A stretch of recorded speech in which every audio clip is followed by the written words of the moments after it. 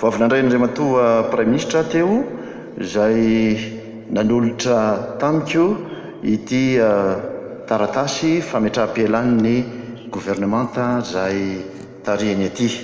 Koa dia isaorako eto Andriamatoa Prime Ministra Olivier Mahafaly Solonandrasana sy ireo mpikambana rehetra ao anatin'ny gouvernemanta noho ny asa izay notanterahan'izy ireo sy vitan'izy ireo ary niezaka izay nataony teo amin'ny fanatanterahana izany asan'izany ao anatin'ny fanompoana ny firenena.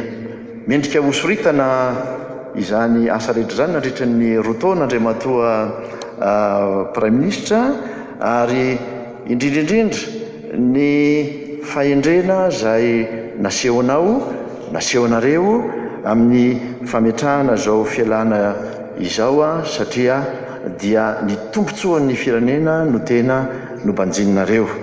Te hilaza aminao fa mandra-pipetraky ny gouvernemanta vaovao zany dia ianareo rehetra izay nametra-pialana amin'ny gouvernemanta teo aloha dia mbola manao ny asa fampandehana andraraha andavanandro avokoa. Koa dia tiako ny mirary ny soa sy ny tsara rehetra ho anao sy ny ankohonanao ary ny gouvernemanta iray manontolo dia samia ho tahindran'Andriamanitra tompoko.